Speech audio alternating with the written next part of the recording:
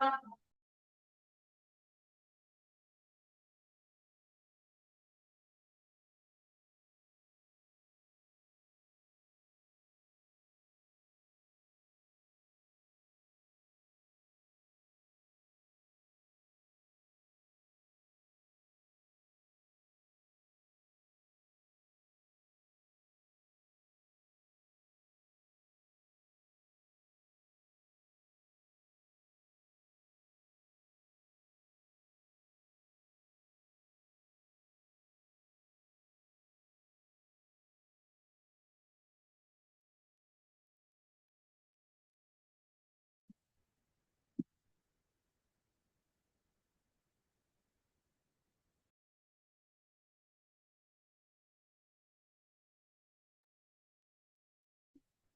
kwalla mai kayan daɗi ba mai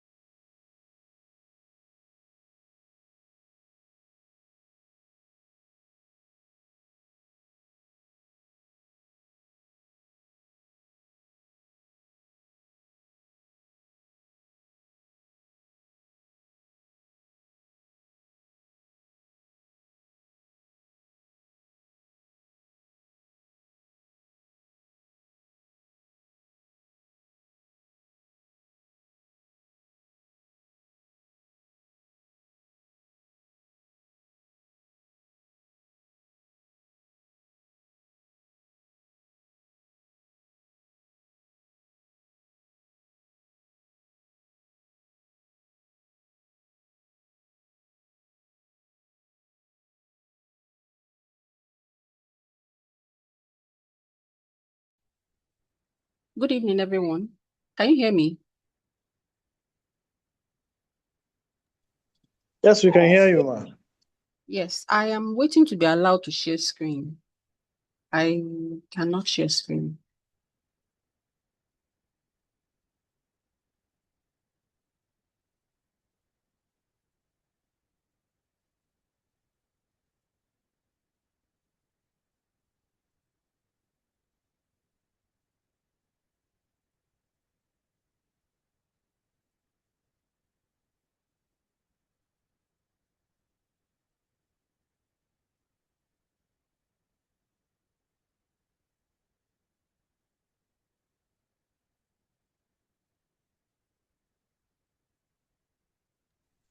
Please, ma, go ahead and try it out. Okay, I'm trying. Okay, I think it's doable now.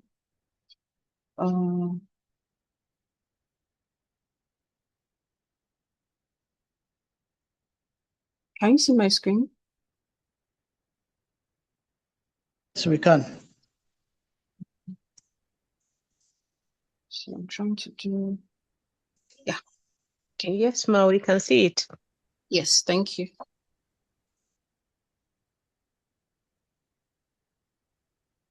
Okay.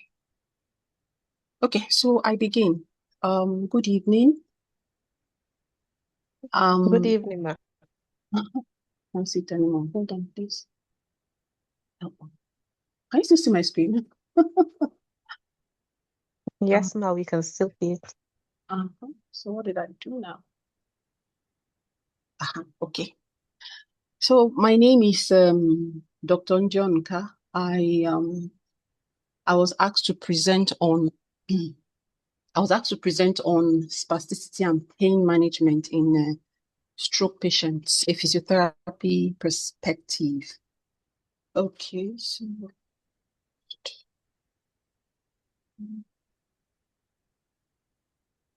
okay. So we're going to define spasticity and post-stroke pain. We're going to identify causes and assessment methods, understand physiotherapy management strategies, and outline medical and multidisciplinary approaches to management. Okay, so spasticity is also known as hypertonicity. It is a velocity-dependent increase in muscle tone during passive movement, causing resistance. It is part of the upper motor neuron syndrome. The upper motor neuron syndrome is a collection of motor control issues from damage to nerve pathways in the brain or spinal cord. It is caused by conditions like traumatic brain injury, multiple sclerosis, stroke, or ALS. It affects muscle control and leads to stiffness, impaired dexterity, and potential deformities. The key features of the upper motor neuron syndrome are spasticity, exaggerated reflexes, clones, and a positive Babinski sign. So spasticity is common after stroke and other upper motor neuron lesions.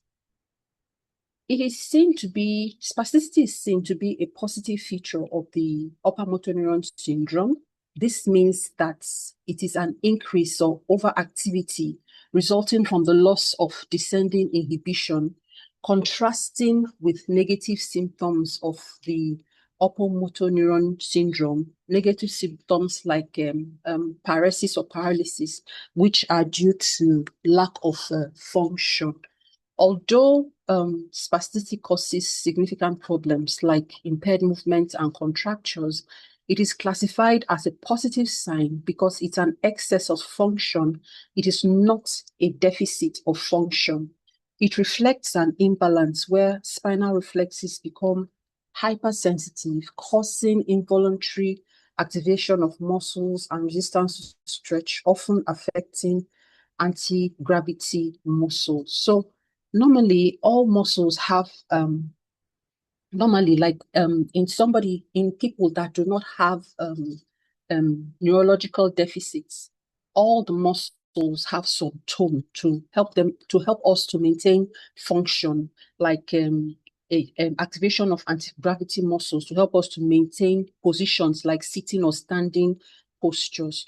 Whereas when there is an upper motor neuron lesion, spasticity develops and it creates an inability of the patient to be able to coordinate movements effectively. It makes movements difficult.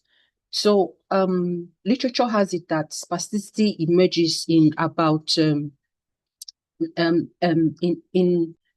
90% of early cases, and it occurs on the side of the body opposite to the lesion. I guess we all know that if we have like a left cerebrovascular accident, the deficit is usually on the opposite side of the body. So the left cerebrovascular accident will cause right hemiplegia, and that is also how this plasticity presents on the opposite side of the body for a stroke patient. So clinical presentation of spasticity in upper motor neuron syndrome.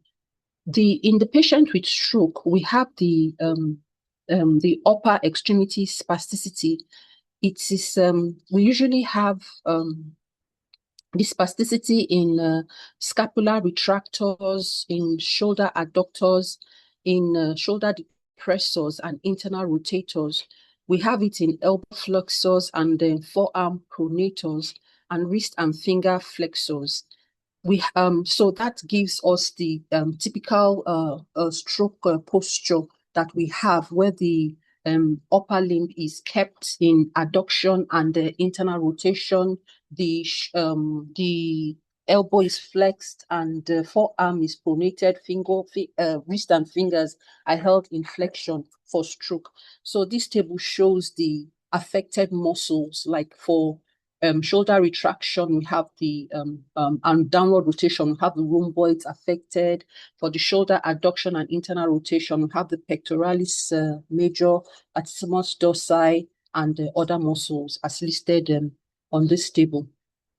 Okay, so in the lower, I should state that in the neck and trunk, the spasticity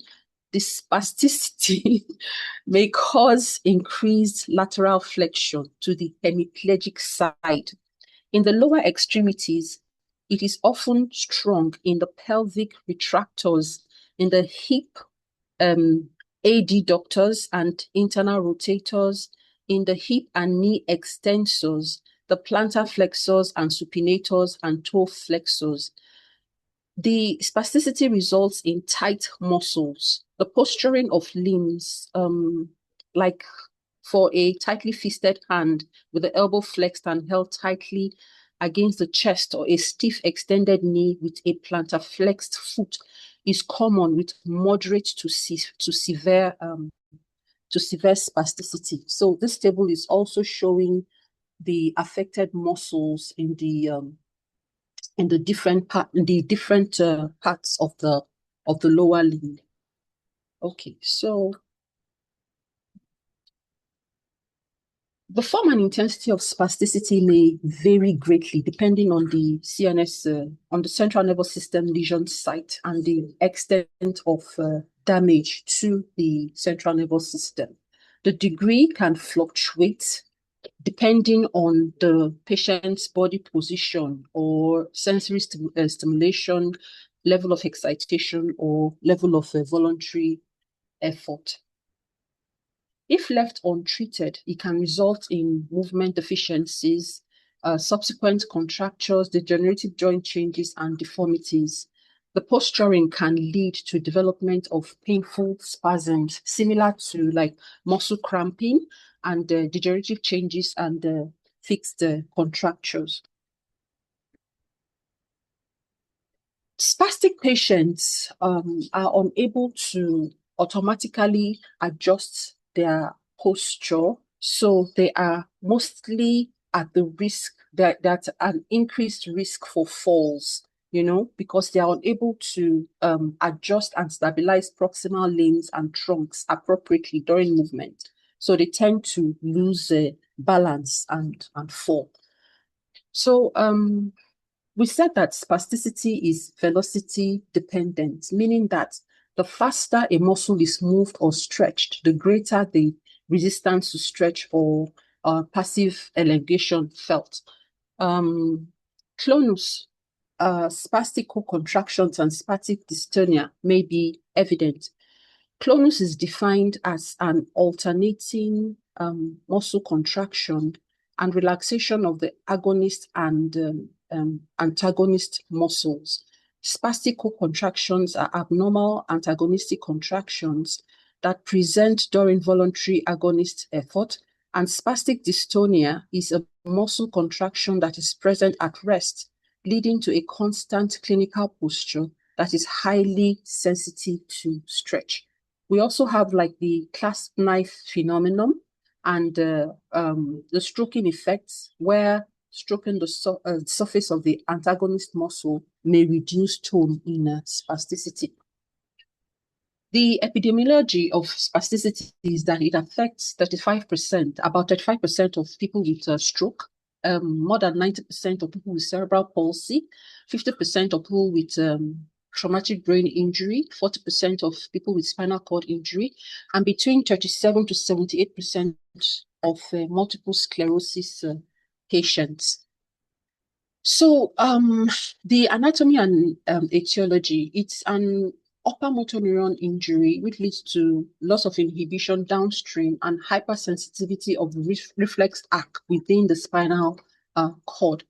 Primary impairments from the upper motor neuron lesion are usually due to disruption of supraspinal control of descending pathways that control excitatory and inhibitory influences on proprioceptive, cutaneous, and nociceptive spinal reflexes. So now to go over the causes of post-stroke spasticity. First, we talk about the loss of cortical inhibition. That there is an that to explain this, there is an imbalance between the excitatory and inhibitory signals from the brain to the muscles, resulting in spasticity after a stroke. So let me explain like this. In healthy nervous in a healthy nervous system, the brain's motor cortex sends signals down the spinal cord that helps to regulate and fine-tune muscle movement. Inhibitory neurons play a crucial role in preventing excessive muscle contractions and and act like a brake, like the brake system in our vehicles that tends to slow things down. The inhibitory neurons act like a brake on the motor system. After a stroke occurs, these descending pathways are damaged, disrupting the brain's ability to effectively control the brake system, resulting in spasticity.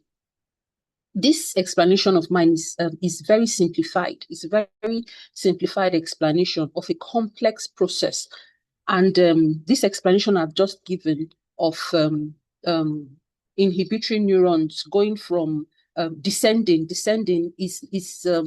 it supports the older theory of motor control known as the hierarchical theory, in which control was viewed as proceeding only in a descending top-down direction from higher to lower centers, with the cortex always in control. The actual process is explained by the systems theory, which says that many systems interact to produce coordinated movement, not just the nervous system. There are multiple ascending and descending systems engaged for control of movement and posture. These systems include the corticospinal and corticobulbar, the medial and lateral descending pathways.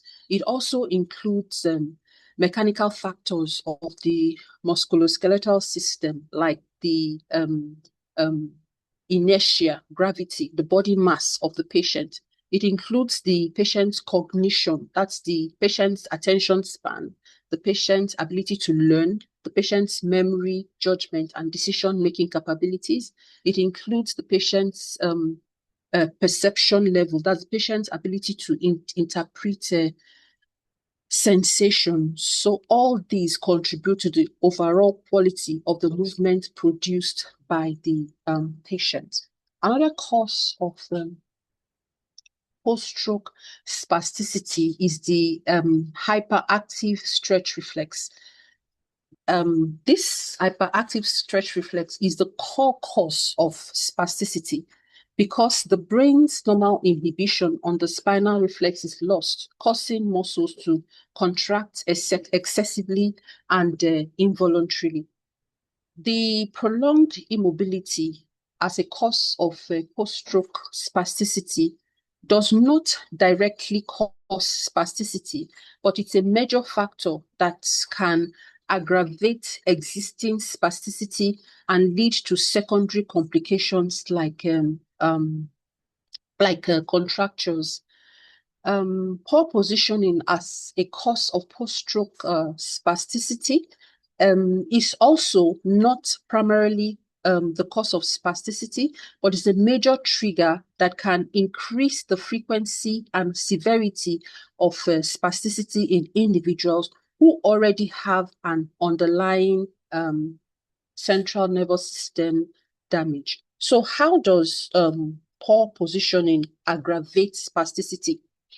When our patient is poorly positioned, the muscles can become shortened, and when muscles are shortened and not moved over a period of time, it can result in contractures, which make the muscles more sensitive to the stretch reflex, causing increased spasticity when moved. The patient that is poorly positioned could become uncomfortable, and pain can result, like the patient placed in just one position for an extended period of time and unable to move out of that position begins to feel discomfort and pain, which could also trigger spasticity. The poor positioning, when a patient is appropriately positioned, the appropriate position helps to maintain the patient's muscle length and helps to modulate neural signals, whereas poor posture or an uncomfortable position can promote disordered signals between the central nervous system and the muscles. And poor positioning could also cause pressure sores or skin irritation, which can occur from incorrect patient positioning and can also worsen spasticity.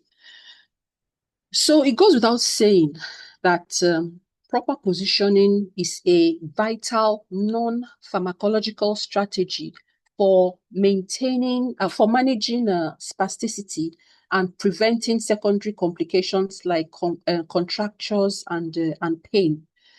When positioning our stroke patients, we should ensure that we position them in a way that helps them to attain positions that encourage full joint range of motion and maintain normal muscle length. We should ensure appropriate supportive seating, and to get the appropriate supportive seating, we could use adaptive aids, we could use pillows, we could use plates, we could use braces or standing frames to help maintain proper alignment and provide a consistent gentle stretch. We should help our patients avoid prolonged static positions and incorporate regular, slow, gentle movements that help to inhibit spasticity. So now we'll talk about the assessment of spasticity. To assess spasticity, passive motion testing can be used to determine the presence of abnormal muscle tone, which could be hypotonicity, rigidity, or spasticity. the position of the affected limbs during rest and during voluntary movement should be observed for tonal influences. So we mostly use like two instruments to measure spasticity. We use the modified Ashworth scale and the Tadeusz scale. The modified Ashworth scale is the gold standard used to assess spasticity in central nervous system lesions. It is a 6-point scale that the examiner uses passive motion to assess resistance to passive motion due to spasticity. There's a lack of however, it is the gold standard, but it has limitations which mostly are that there is no specified velocity of passive movement that the examiner can use to assess the to assess a uniform movement of the patient's extremity, you know. So like it can result in a variation in the overall reliability of the scale.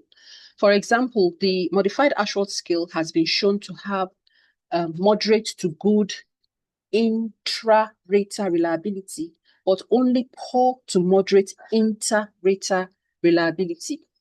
For intra-rater reliability, if like I assess a patient myself and I assess the patient, say this evening, using the modified Ashworth scale, and I assess the same patient maybe in 2 weeks' time using the same modified Ashworth scale, I would know the velocity of passive motion that I use to assess the patient, and I could probably replicate that same velocity of passive motion when I assess the patient at a later date, you know. So that would ensure that my intra-rater reliability is not really altered, you know. So it's like for me, subjectively, I know the velocity of PM, of passive motion that I use to assess the patient. Whereas if I assessed my patient tonight and maybe at the same time, maybe Dr. Liu is also assessing the same patient. Maybe I just finish and I leave, and Dr. Liu comes immediately and does her own assessment of the patient. My rate of the velocity that I use for the patient might be different from what Dr. Aliu uses, and at the end of the day, it's most likely that she would have a completely maybe different score than I would have from using the modified Ashworth scale. So in that case, the inter-rater reliability will now be poor or moderate, you know. So reliability has been shown to vary has also been shown, apart from unspecified velocity, it has been shown to also vary with the muscles being tested. So the limitations for the use of the modified Ashworth scale are an inability to detect small changes, an inability to distinguish between soft tissue, viscoelastic and neural changes, and problems with psychometric properties. That is, it gives an unequal distances of scores. And it's the lower ratings of the modified Ashworth scale that are most problematic. I mean, when assessing the patient, let's look at the scale. Okay, this is the picture of the figure showing the modified Ashworth scale. If one is assessing a grade of 0, that is no increase in muscle tone, that should be uniform across board, you know. So once there's no increase in muscle tone, there's no increase in muscle tone. But where the problem comes is like for grade 1 plus, and grade 2. being able to determine, like it says, slight increase in muscle tone for grade 1, manifested by a catch and release or by minimal resistance at the end of the range of motion. The problem is end of the range of motion. It might differ from different people that are testing it. Where somebody begins their own end of a range of motion might be different from where another person begins their own resistance and end of motion. So, you know, the person might, instead of giving a 1, give a 1 plus, or instead of giving a 1 plus, give a 1. You know, that is where the limitations of the modified Ashworth scale come in. The grade 1 plus means a slight increase in muscle tone manifested by a catch, followed by minimal resistance throughout the remainder, that's less than half of the range of motion. 2 is more marked increase in muscle tone throughout most of the range of motion, but affected parts still move easily. There is considerable increase in muscle tone for grade 3, and for grade 4, the affected parts are rigid in flexion or in extension. So using the Tardieu scale, the modified Tardieu scale to assess spasticity is a performance-based test for the quality of muscle tone that assesses muscle resistance at different stretching speeds. It uses 3 different stretching speeds to test the performance of the quality of muscle tone. The first velocity is known as V1. It is slow as possible. Movement is as slow as possible. It is slower than the natural drop against gravity. The V2 is speed of the limb segment falling under gravity, but is a medium speed stretch. The V3 is moving as fast as possible, faster than the natural drop. It's a measure of spasticity plus contracture. So how the Tardieu scale is used is that after assessing the V3, at the onset of resistance, the goniometric measurement is taken, and it is called R1. Then after assessing V1, that's the very slow speed, the another goniometric assessment is taken, and it's known as R2. So the difference between the two measures, R2 and R1, represents the velocity-dependent tone component of the muscle. For the Tardieu scale, the intra-rater reliability is adequate to excellent, and it varies with muscles, and the inter-rater reliabilities are lower. And to use both the modified Ashworth scale and the modified Tardieu scale effectively and get what's it called now? And get like uniform scores, as uniform a score as possible, training is required to use them. Okay, so next we'll talk about muscle synergies. A muscle synergy is when a group of joints or muscles work together to perform a purposeful movement. The muscle synergies make movement more efficient. So synergies are good things. They happen like for people that do not have any central nervous system lesions. Everybody moves with synergy. But the more one practices, the better one's motor control gets. The more one practices, the more like people that are skilled with movement, people like, should we say dancers or footballers, like our boys that did us proud yesterday at AFCON. That was a wonderful presentation, a wonderful performance, if I might say so. So we see them running across the field, you know, all the passing and blocking and all. Their synergy, their motor control is very good. It's perfect because they have practiced and practiced, and the more one practices, the more one's motor control is better, you know. So, but however, after a CNS lesion occurs and abnormal motor synergies can develop. So The abnormal and highly stereotyped obligatory synergies emerge with spasticity following stroke. Spasticity can present on its own, or it can present with abnormal obligatory synergies. When this happens, the patient is unable to perform isolated movements of a single limb segment without producing movement in the remainder of the limb.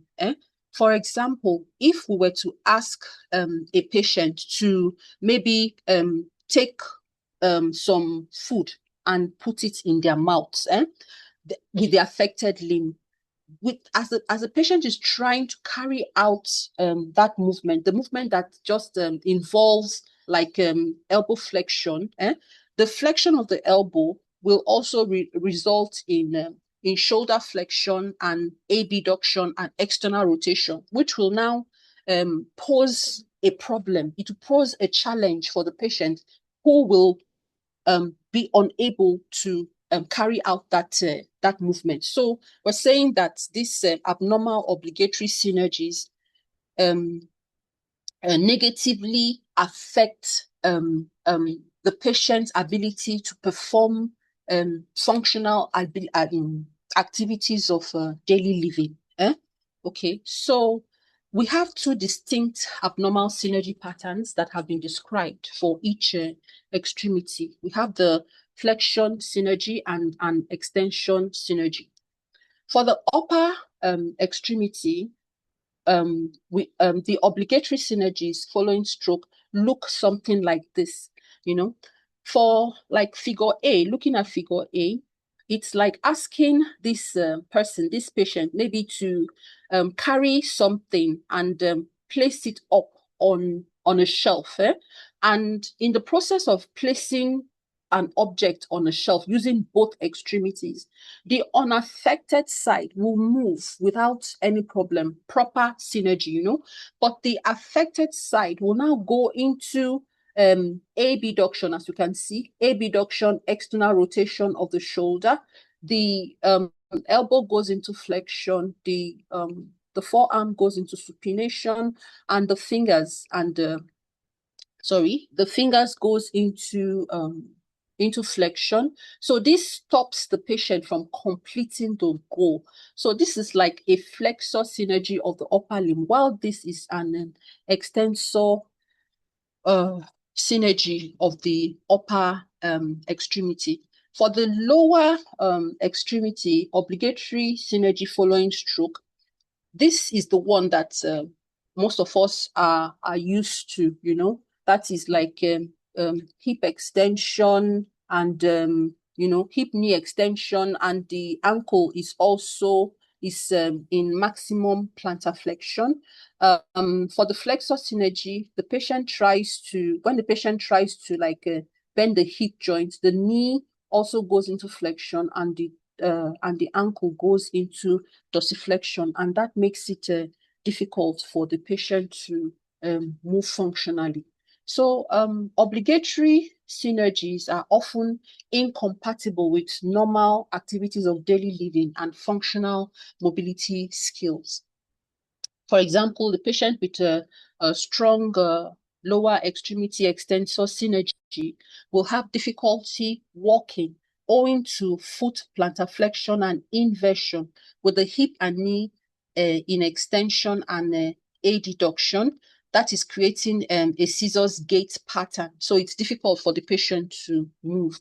And as recovery progresses, spasticity and obligatory synergies begin to disappear, and more normal synergies with isolated joint control become possible.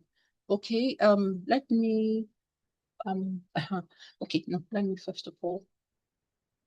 Okay, so while inspecting the patients for synergies, we notice that there are particular muscles that are not usually involved in either flexion or extension synergy. Muscles like the latissimus dorsi, teres major, serratus anterior, finger extensors, and the ankle evator. So they are these muscles are generally difficult to activate while the patient is exhibiting this pattern. So when we are assessing the patients, we take note of these muscles so that we can incorporate them into our treatment to help the patient.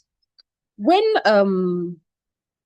treating patients that have spasticity or these abnormal synergies, it doesn't really make sense to test their to do manual muscle testing on them, because they are unable to isolate specific movements, It's like, how are you doing manual muscle testing? Giving maybe a patient a score of 4 when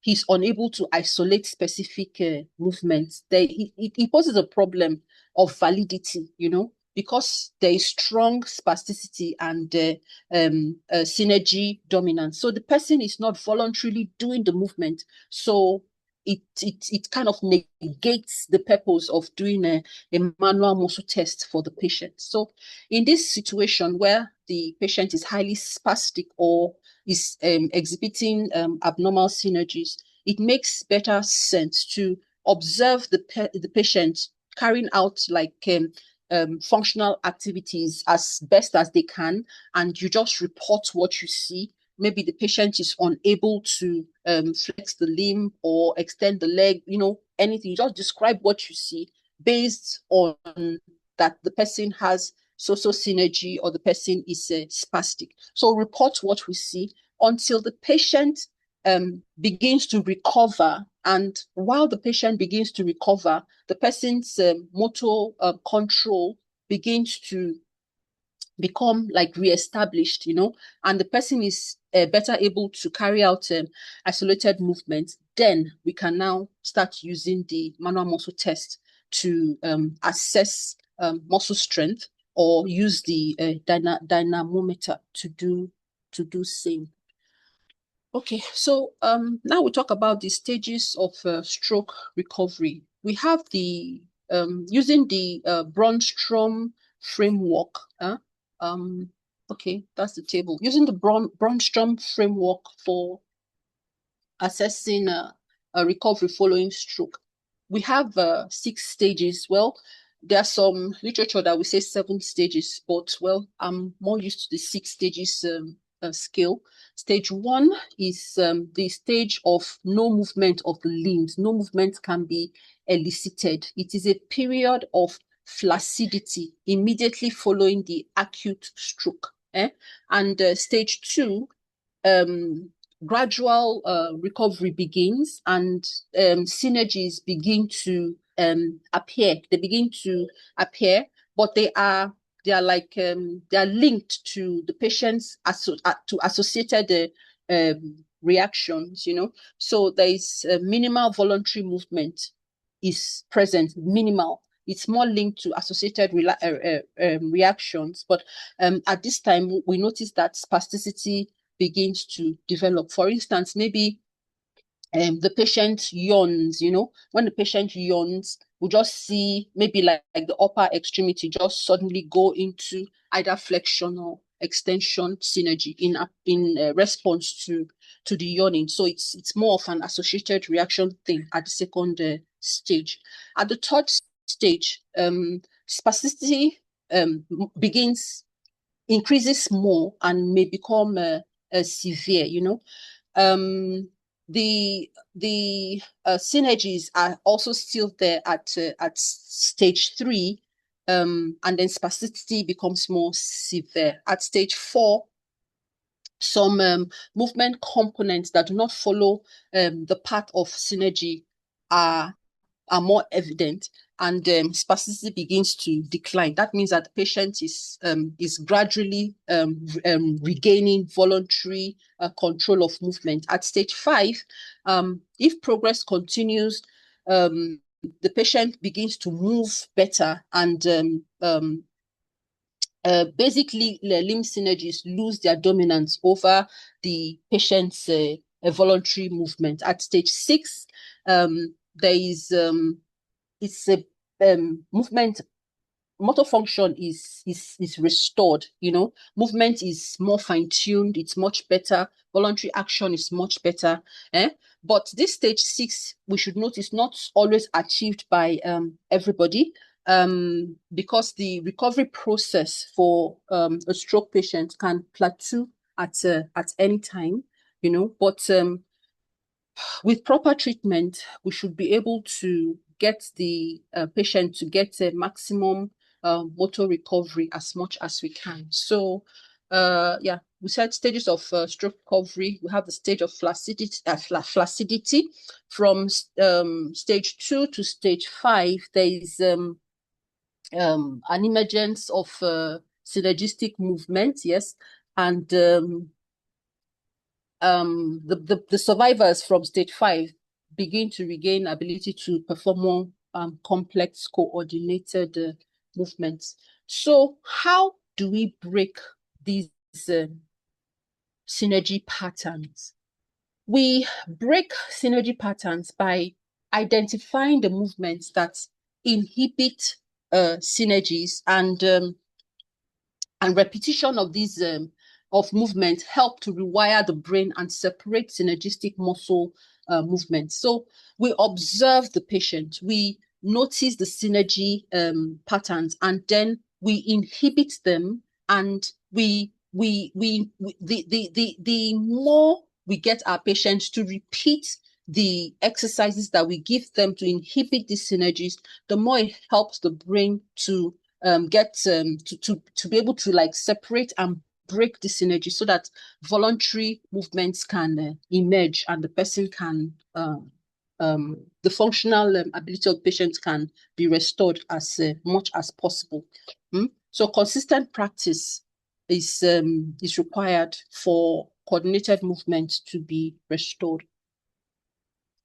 Okay, so to be specific, like if we look at the synergy table, looking at the synergy table, if we pick like the lower extremity, say we talk about the extension synergy components for the lower extremity, we see that we have hip extension and adduction, we have internal rotation, we have knee extension, ankle plantar flexion, inversion, and toe plantar flexion. Yes. Okay. So to break the lower extremity extensor synergy, the principle is to isolate one joint.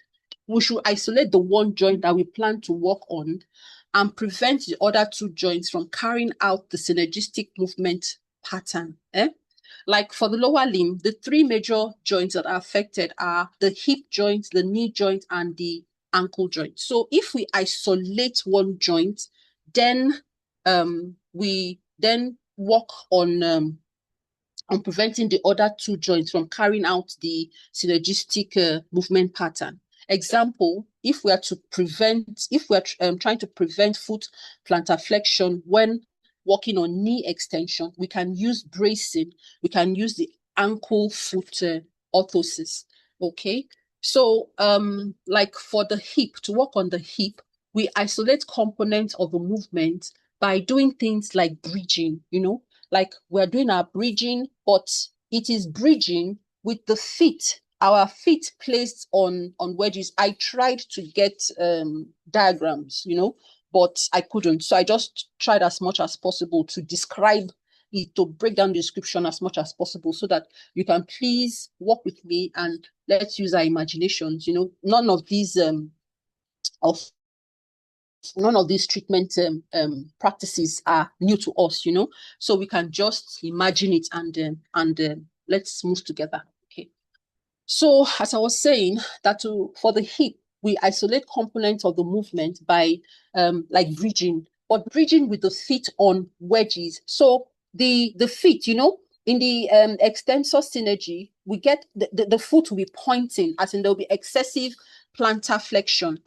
So to break the plantar flexion, we place the feet on wedges. These wedges are like triangular, like an incline, just small triangular things placed on the treatment table. So the feet are just like, how our brake pads, how there's that incline. So the wedges are just like that, like something triangular placed on the treatment table, and the feet are placed on the wedges to keep them in dorsiflexion. And if we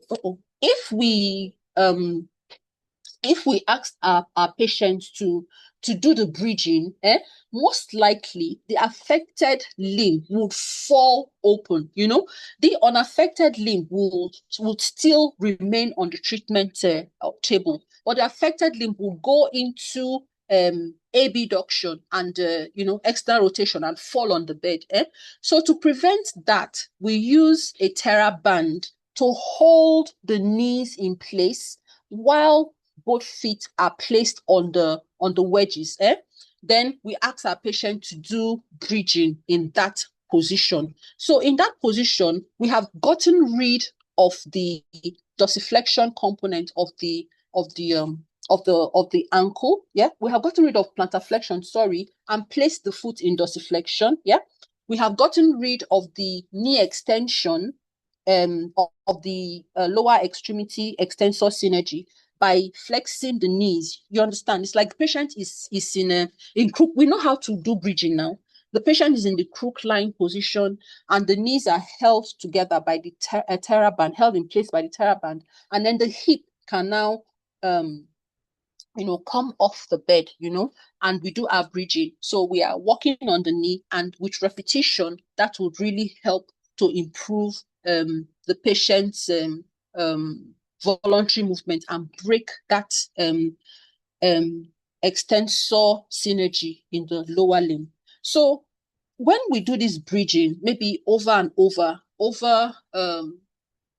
treatment sessions, where we assess our patients and we know that it's time to progress, then we'll progress to the single leg bridging, where we have the affected limb. The patient is still in the crook lying position for bridging, yeah, and the affected foot is placed on the wedge to eliminate the plantar flexion component of the synergy. The knee is in flexion.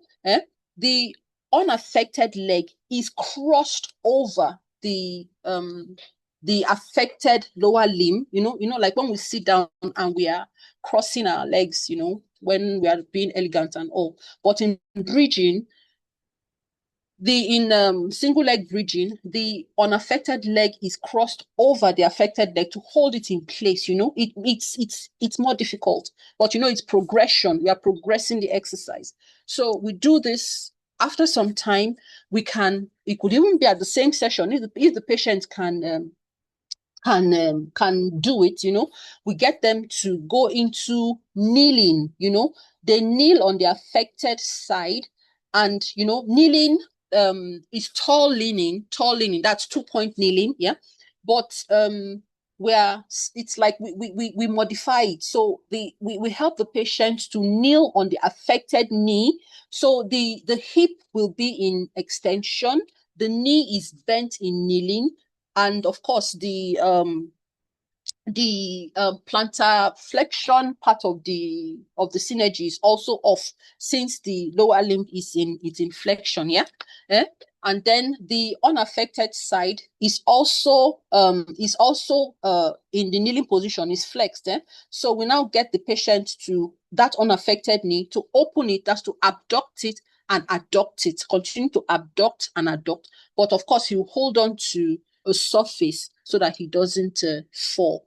Then the most advanced method, another progression of isolating the components for the hip, is to get the patient to be in prone lying and to actively flex the knee, and with the knee in flexion, to keep extending the affected hip against gravity. Can you hear me? Please, can you hear me? Yes, can I hear you? Yes, we can hear you. Although it breaks. It breaks. Oh wow. We can Okay. hear you, Ma, but it's breaking. The network is poor. Are you serious? Oh my gosh, I had no idea. Yes, ma, we can hear you. It's just breaking a little. Okay, sorry about that. Okay, so for the knee, we isolate components of the movement by doing short arc quad exercises. So we place the patient in supine and we wear the ankle foot orthos on the foot to block the plantar flexion component of the extensor synergy. And then we place a firm pillow under the popliteal surface of the knee and instruct the patient to raise the foot off the bed until the knee is straight. So the person is like going into extension and then the foot is back on the bed. But the hip joint is in neutral. The hip joint is in neutral as the patient is in supine lying. So it's like just short arc. It's like that we raise the foot off the bed actively and back down, and the work is done on the quadriceps of the patient. Okay, so the long arc quad exercise is to get the patient to sit upright in a chair with the patient shifting into the chair, scooching into the chair so that the bottom of the patient is touching the back of the chair, and the patient is wearing an ankle foot orthos, and then he extends and flexes the knee as he goes on. Okay, so for the knee, we progress by performing this same long arc exercise, but without the AFO. Without the AFO, we encourage the patient to actively dorsiflex. Then we progress again to supported standing on a wedge with the unaffected foot on the floor, and then actively bending and extending both lower limbs as if we are trying to squat, just like we're trying to squat. So that's where we isolate the knee joint. Okay, so that was to break lower extremity extensor synergy. To break lower extremity flexor synergy, we isolate knee flexion. Let us first see what the flexor synergy is. The flexor synergy for the lower extremity is hip flexion and abduction.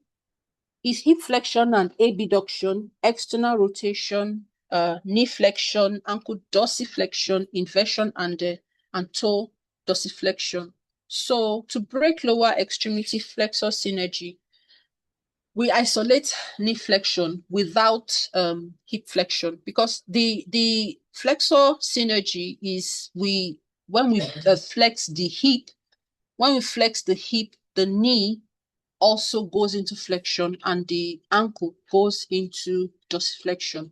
So to isolate knee flexion without hip flexion, we put the patient in prone lying. The prone lying eliminates the hip flexion, and then we actively flex and straighten the knee and dorsiflex the foot.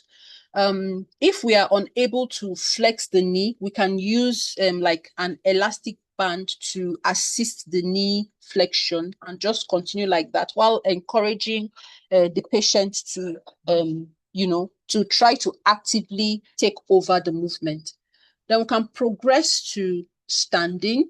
The affected foot is on a low step, and then we get the patient to step down, step down and go back up, step down and go back up. That helps us to isolate knee flexion.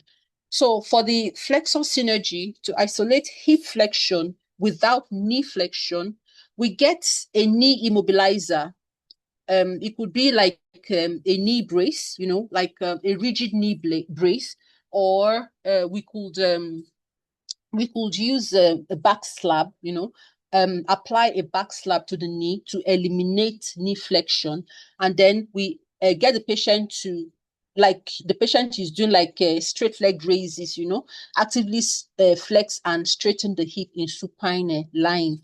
If the patient is unable to do it, we could also adapt the movement by using an elastic strap to help the patient to do it. Okay, so we use synergy patterns as they emerge after the flaccid stage of recovery. For example, we facilitate dorsiflexion in crook lying with or without the knee to chest movement to break lower limb extensor synergy. Okay, so according to the Brunstrom classification of synergies, of motor recovery, the synergies begin to emerge at stage 2.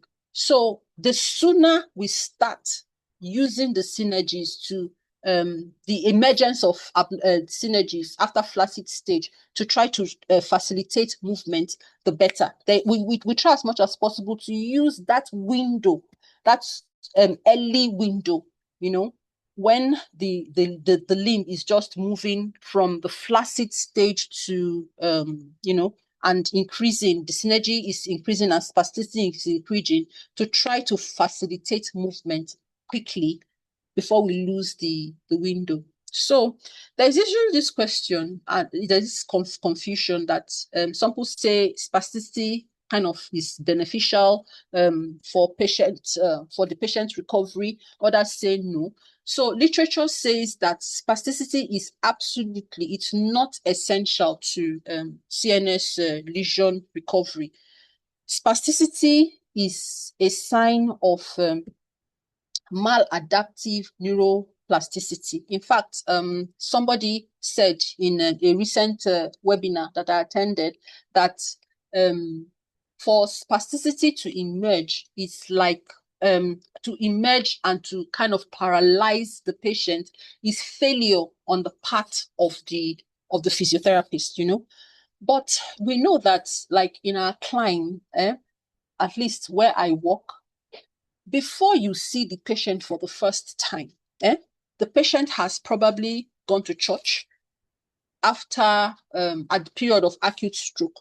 The person has probably gone to the mosque for admission or gone to a spiritual home, as in done every other thing but come to the hospital. And then by the time the person comes to the hospital, the person is at least stage 3. Let me just say, yes, the person is at stage 3 of the Brunstrom, you know, motor recovery, you know, stage, you know. So the person is in full-blown spasticity, and then it becomes a tug of war. It becomes a battle. The person comes to you maybe 6 months, sometimes a year after stroke. For the very first time, the person just walks into physiotherapy, and then you try to do your best, but then what can you do? You know, you do your best and then you leave the rest. You know, it is very rare. It is not a common, even when we see the patient at the acute stroke unit, you know,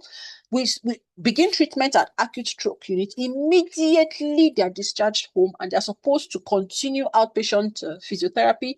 Most of these patients disappear for a long time and, you know, go exploring every other route of treatment before they now eventually come back with you can imagine, just established spasticity and all these what they call them now, all these synergies, you know, all over the place.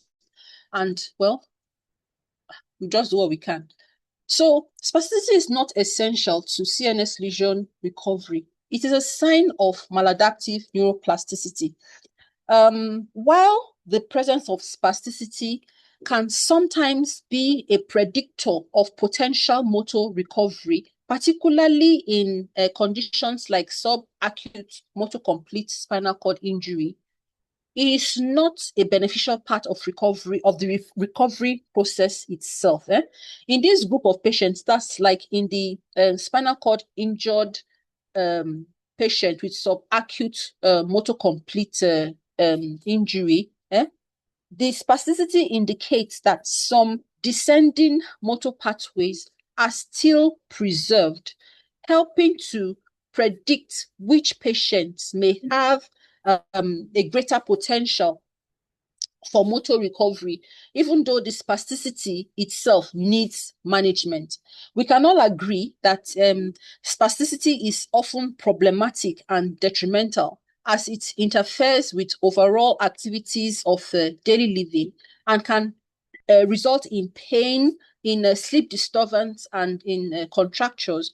But it can sometimes be beneficial as a form of functional compensation in patients with spinal cord injury, as it helps them to maintain enough muscle tone for standing, for transferring, or even for supported walking. So the early recognition and management of this problematic spasticity are crucial to prevent secondary complications and to maximize functional recovery. So the management of spasticity, it can really be straightforward with proper multidisciplinary team care.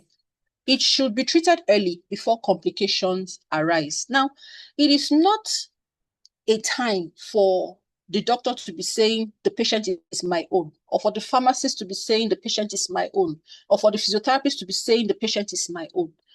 The patient belongs to everybody and belongs to nobody. So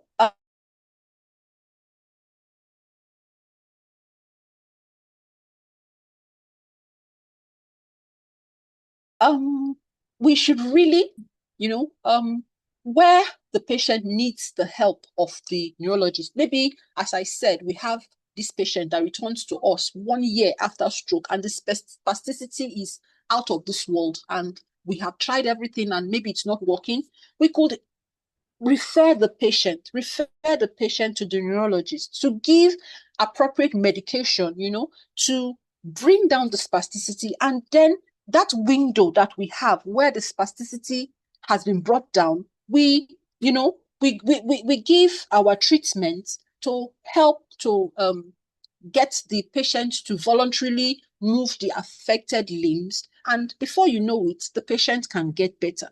It's not everybody struggling that the patient is my own and patient is my own to the detriment of the patient himself.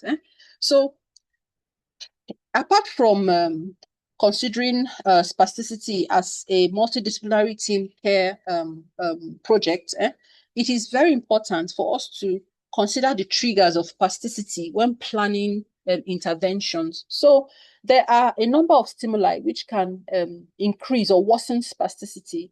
And as we said, the NDT input with physiotherapy and is important. So these stimuli, which we have to examine, we have to assess, we have to look out for are, does the patient have like pressure ulcers or ingrown nails? Is the patient in pain?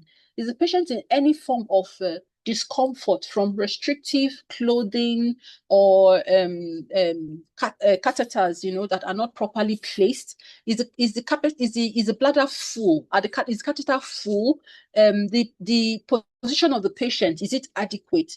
Does the patient have, is the patient menstruating, or other medical conditions, or the person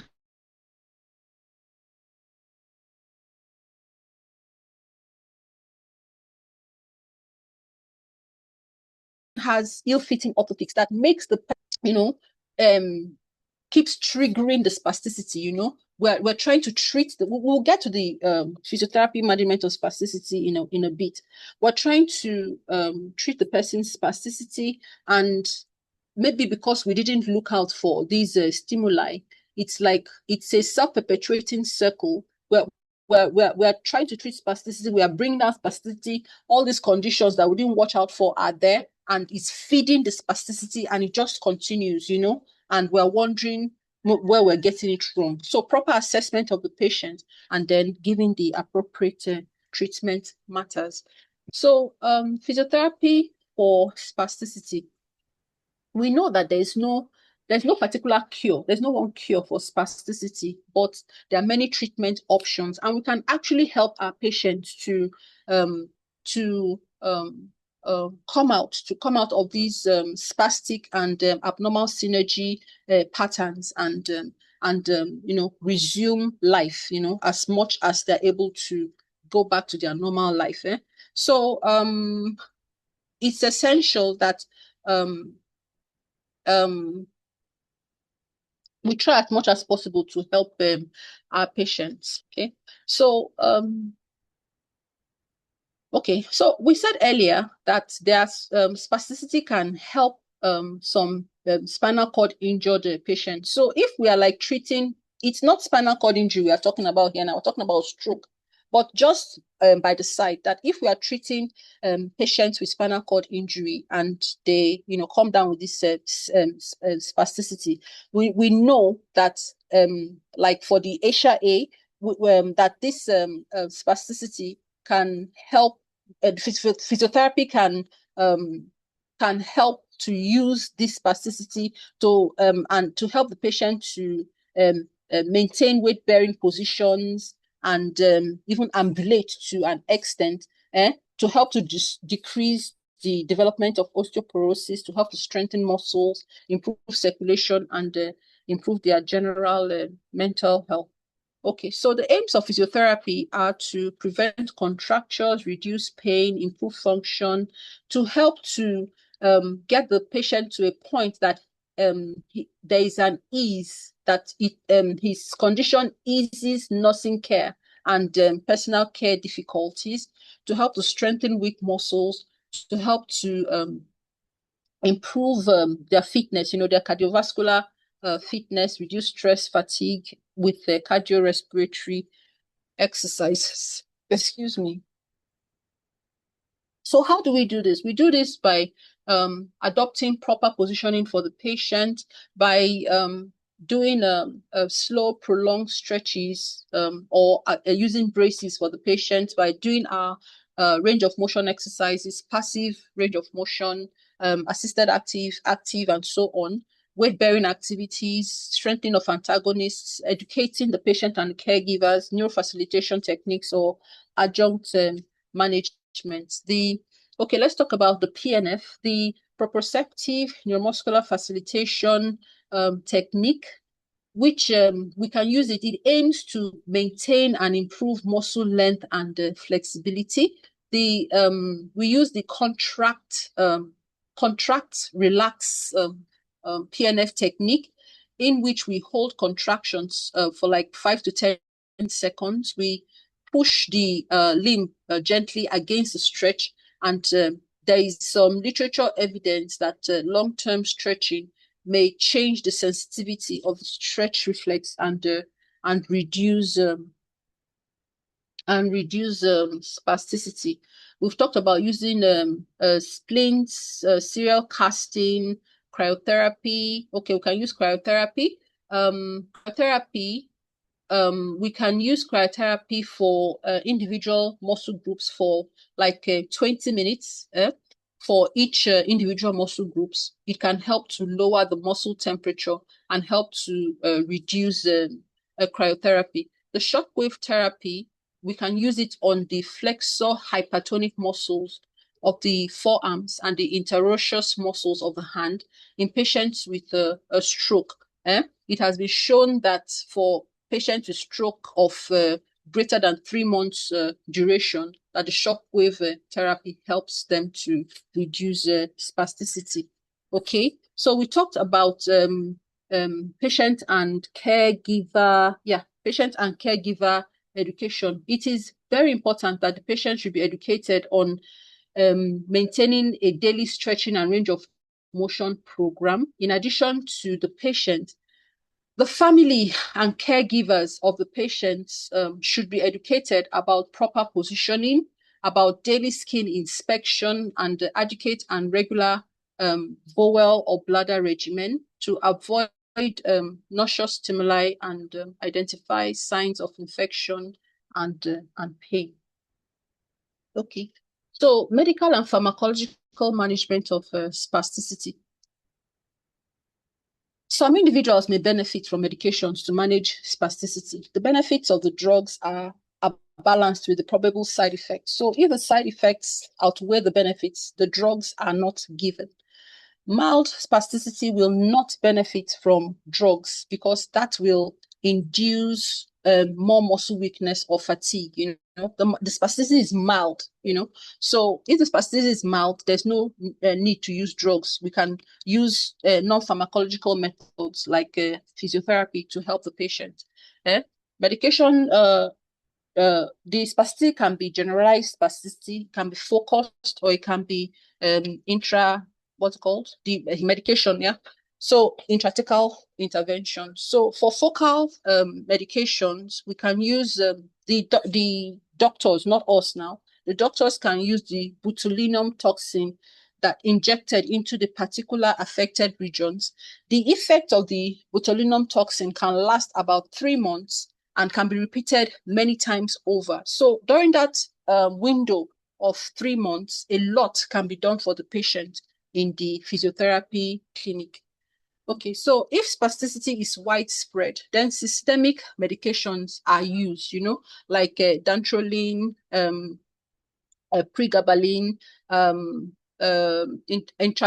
intrathecal baclofen for severe cases. The intrathecal baclofen requires surgical intervention in the spinal cord area of the patient, where a tube is put on, and then intermittently the baclofen is administered for the patient.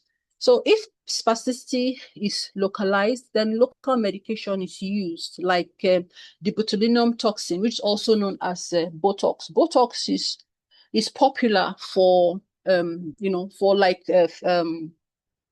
beauty, to help to reduce wrinkles in people that that try to reduce wrinkles using in Botox, but it is very good for reducing spasticity, and not just spasticity, it's also very good for reducing post-stroke pain, the post-stroke pain syndrome. And for localized spasticity, there's also the regional nerve block, where the nerve, the hyperactive nerve is identified, and I think it's alcohol that is injected into it to block the nerve, so that the spasticity goes down and physiotherapy can take over. We talked about the intrathecal medications that is surgically implanted. That's use of baclofen or phenol. So the considerations for medication, we optimize timing of sessions alongside medications. I've said that when medications are given, we maximize that window of when the spasticity comes down to give the patient maximum treatment, so that voluntary movements can emerge, and then the patient can the ADLs can be restored as much as possible. And when the drugs are maybe like too much, the person is overdosed, it can cause fatigue, which does not help physiotherapy at all, So these things have to be well balanced for the benefit of the patient. So now to talk about pain in stroke patients, we are mostly used to like the hemiplegic shoulder pain. There is also the central post-stroke pain. There could be musculoskeletal pain or spasticity-related pain. The central post-stroke pain is a chronic neuropathic pain condition that develops after a stroke. After a stroke damages the pain processing areas of the brain, causing burning, tingling, numbness, or sharp pain on the affected side that can be worsened by touch or temperature changes, and requires specialized nerve pain medications like antidepressants or anti-epileptics. Okay, so we assess pain using our VAS, our numerical rating scale, and taking a history and physical examination. For managing pain, we We do proper positioning and handling, range of motion exercising, postural correction. We use modalities like our TENS, heat therapy, cryotherapy, soft tissue mobilization. The pharmacological pain management, use of analgesics like NSAIDs or paracetamol, depending on the level of pain. The neuropathic pain drugs, like for the central post-stroke pain syndrome we just talked about, we can use, the doctors can prescribe antidepressants like amitriptyline or anti-epileptic like gabapentin. And then we mentioned that Botox can also be used for painful spasticity, and then physiotherapy comes in. So the goal of management for pain is to reduce spasticity and pain, improve functional movement, prevent contractures, and enhance quality of life. So I came across this Royal College of Physicians clinical guidelines recommending the following management for spasticity. It just basically talks about all I've mentioned so far. I will share the slides, and we can take time to read it, you know. But one thing that I picked that I thought maybe I should mention is that people with stroke should not be routinely offered splinting for the arm and hand. You know, we notice all sorts, like in the clinic, that we have people maybe that they make prosthetics and all, you know, and once the person just has stroke, the next thing is to maybe get a splint for the person, you know. And we should think more of our patients and not what we can get from them. Thank you.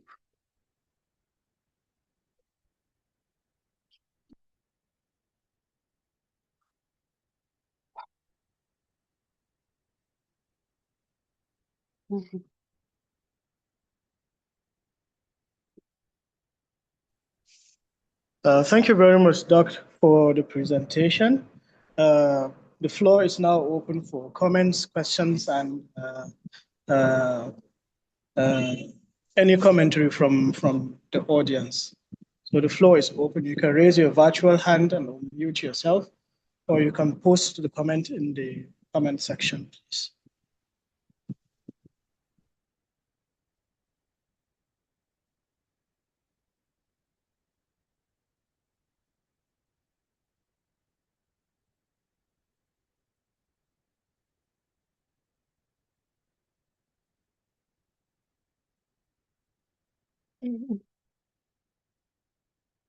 Any questions?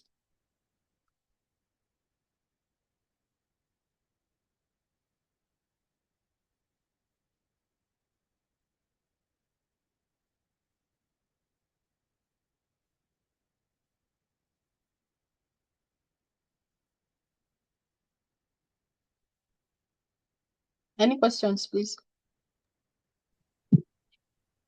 Good evening, ma. Good evening. Yes, thank you for your wonderful presentation. Ma, please, I have a question. Okay. I have a patient that I have a stroke patient. This patient have shoulder subluxation, and then anytime, and he also have spasticity at the elbow joint. So anytime I want to do some passive mobilization, the patient is always in pain, especially at the shoulder joint. So I don't know if there is any help you can help, like if there is any management you can help recommend for this patient. Thank you. That's my question, ma'am. Okay, thank you. You said you have a patient with shoulder subluxation and spasticity in the elbow. Yes, ma'am. Okay, and the person has pain in the shoulder. Well, Yes. okay, I would think that the patient would benefit from a lot of cryotherapy, you know. We said 20 minutes, about 20 minutes of cryotherapy per muscle group. I would maybe position the patient, like if the affected side, for instance, is the right upper limb, to position the patient, say maybe on the left side, sideline, put like a pillow, between the upper limbs for the affected hand to rest on, and another one in front of the left leg for the right affected leg to rest on too, as in to get the patient in a comfortable position. Are you with me? Yes, ma'am, with you. Sorry, I don't. Okay. So get the patient in maximally comfortable position. A pillow under the head, a pillow for the affected upper limb, a pillow for the affected lower limb, and then to mobilize the patient's scapula. Okay. Scapular mobilization. The upper limb is relaxed. Cryotherapy, and just to try to reduce the person's pain and to just gently mobilize.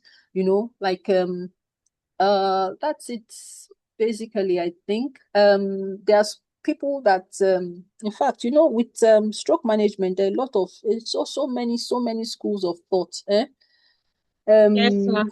Yeah. Okay, depending on the person's pain, I don't think it is wrong to use transcutaneous electrical nerve stimulation for that painful shoulder, apart from the cryotherapy. But the mobilization of the scapula is essential, and then do the PM for the elbow also, and the other parts of the upper limb. But and then we could also, well, depending on the age of the patient and the patient's ability to take instructions, the patient could also be like if the person is in a supine line, in supine line, the scapula is there is maximum support for the patient's scapula. So like after doing the mobilization and cryo and TENS in the sideline position, and then we could turn the patient to like a supine line, and do some gentle mobilizations for the shoulder in supine line. The scapula is supported, and you are trying to help to move the patient's shoulder not beyond 90 degrees because of that pain, not beyond. So just repeatedly until the person gets better and then can take more upright positions to do maybe auto assisted exercises still to that 90 degrees. I don't know, maybe maybe you can. I don't. That's all I can think of at the moment. Thank you, ma'am. Thank you. God bless you. No reciprocal pulley. Absolutely no reciprocal pulley. It doesn't work for. Yes. Reciprocal pulley doesn't work for the patients. That's all I can think of for now. Okay, ma. Good evening, ma. Good evening, brother. Doctor. Thank you. Okay. It's a nice presentation. I appreciate it much. Mine is a kind of comment and question. In the issue of spasticity, yes, this argument of spasticity has not any gain. Are we seeing most of our stroke patients who always pass through spasticity before they can enter relative recovery? Is there a condition we can see patients that can just from flaccid paralysis, they go to relative recovery without spasticity? And also, vis-a-vis, if you come down to managing children, especially with CP, if you ever venture to manage a hypotonic CP, you rather prefer to go to a spastic CP. So spasticity for me will help us gain some things in patients. Also, I like literature, evidence-based. That is where I always argue my own. If you say spasticity is not helping, yes, it may give us abnormal synergy, as we just mentioned, that leading to associated reactions. But yes, but you also see that these are you can see spastic patients managing to move.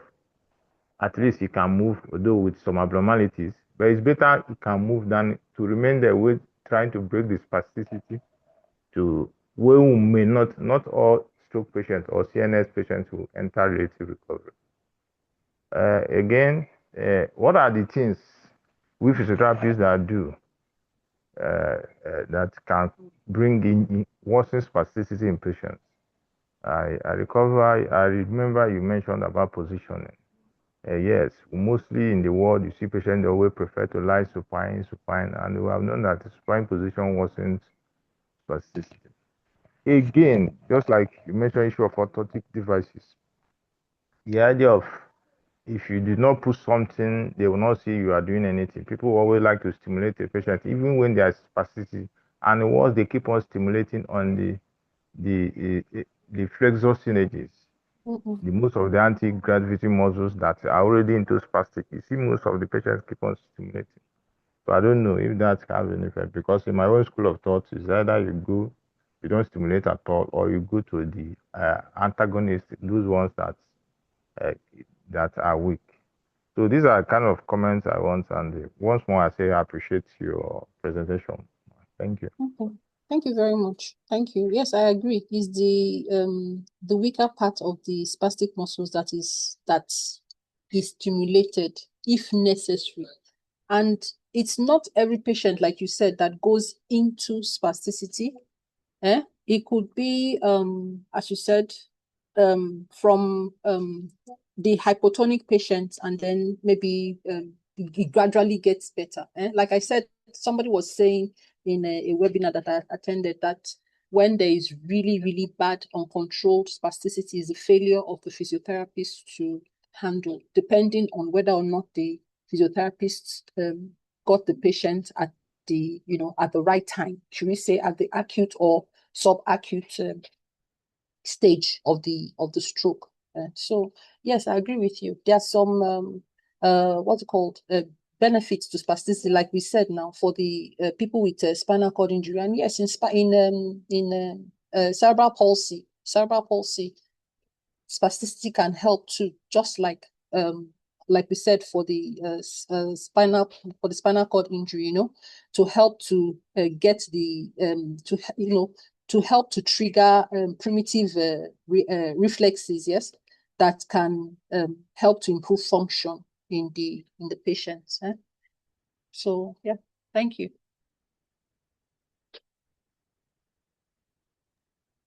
Thank you, ma.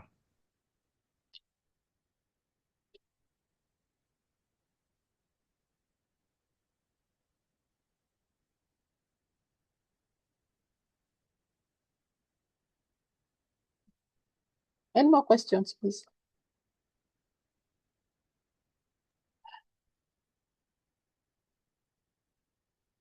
Okay.